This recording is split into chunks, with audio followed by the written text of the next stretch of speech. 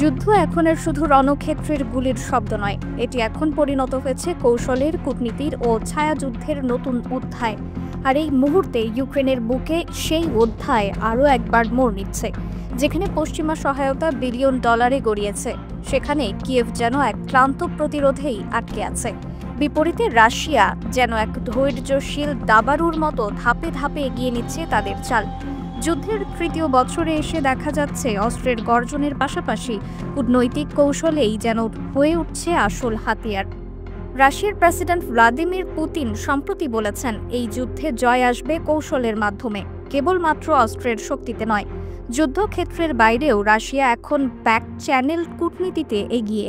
চীনের সঙ্গে কৌশলগত মিত্রতা, ইরান ও উত্তর কোরিয়ার সাথে নিরাপত্তা চুক্তি, সব মিলিয়ে ইউক্রেন যুদ্ধের নতুন দৃশ্যপট গড়ে তুলছে রাশিয়া, যার ফলে মার্কিন নেতৃত্বাধীন সামরিক জোট ন্যাটোর ওপর তৈরি হয়েছে নতুন চাপ। সামরিক বিশেষজ্ঞরা বলছেন, রাশিয়ার হাইপারসনিক ইলেকট্রনিক জ্যামিং প্রযুক্তি এখন বাস্তব যুদ্ধক্ষেত্রে ব্যবহৃত হচ্ছে এবং তা পাল্টে দিতে পারে যুদ্ধের ভবিষ্যৎ চিত্র। ইউক্রেনের সেনাবাহিনীর অবস্থা এখন বেশ ক্লান্তিকর। সামরিক সরঞ্জামের ঘাটতি, যুদ্ধক্ষেত্রে হতাহতের সংখ্যা এবং জনগণের মধ্যে হতাশা, সব মিলিয়ে ইউক্রেন কঠিন সময় পার করছে। বিপরীতে মস্কো তাদের পদক্ষেপগুলো নিচ্ছে সুসংগঠিত ও কৌশল নির্ভরভাবে। এমনকি ইউক্রেনের দোনেৎস্ক ও লুহান্স্ক অঞ্চলের কিছু জনগণ প্রকাশ্যে রাশিয়ার অধীনে ফিরতে চাওয়ার কথাও জানিয়েছে। যদিও ইউক্রেনের প্রেসিডেন্ট ভ্লাদিমির জেলেনস্কি এখনও ন্যাটোর সদস্যপদ অর্জনের জন্য আপ্রাণ চেষ্টা চালিয়ে যাচ্ছেন।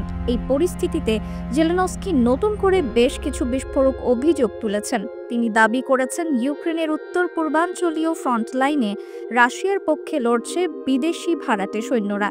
এর মধ্যে রয়েছে চীন, পাকিস্তান, উজবেকিস্তান, তাজিকিস্তান ও কিছু আফ্রিকান দেশের নাগরিকরা।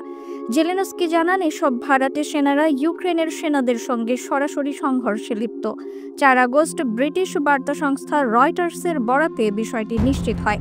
তবে এখন পর্যন্ত এই বিষয়ে মস্কো বা বেইজিং কিংবা ইসলামাবাদ কোনো পক্ষই আনুষ্ঠানিক প্রতিক্রিয়া জানায়নি। উল্লেখ্য, এর আগেও জেলেনস্কি অভিযোগ করেছিলেন যে চীনের সৈন্যরা রাশিয়ার পক্ষে যুদ্ধ করছে, যা বেইজিং সরাসরি অস্বীকার করেছিল। তাছাড়া 2024 সালের শেষ দিকে উত্তর কোরিয়ার প্রায় 12,000 সেনা রুশ বাহিনীতে যোগ দিয়ে ইউক্রেন যুদ্ধের ময়দানে সক্রিয়ভাবে অংশ নেয় বলেও দাবি করা হয়েছিল। সম্প্রতি আন্তর্জাতিক সংবাদ মাধ্যম দাবি করছে, আবারও উত্তর কোরিয়া রাশিয়ায় প্রায় 300 নতুন সেনা পাঠাতে প্রস্তুত।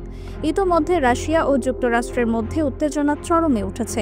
মার্কিন প্রেসিডেন্ট ডোনাল্ড ট্রাম্প রুশ সামুদ্রিক সীমান্তে পারমাণবিক অস্ত্রবাহী সাবমেরিন মোতায়েনের নির্দেশ দিয়েছেন, যার ফলে আন্তর্জাতিক কূটনৈতিক মহলে শুরু হয়েছে জোরালো আলোচনা ও সমালোচনা। তবে সামরিক বিশ্লেষকরা সতর্ক করেছেন, ইউক্রেন যুদ্ধ অব্যাহত থাকলে সরাসরি রাশিয়ার বিরুদ্ধে যুদ্ধে জড়িয়ে পড়তে পারে যুক্তরাষ্ট্র।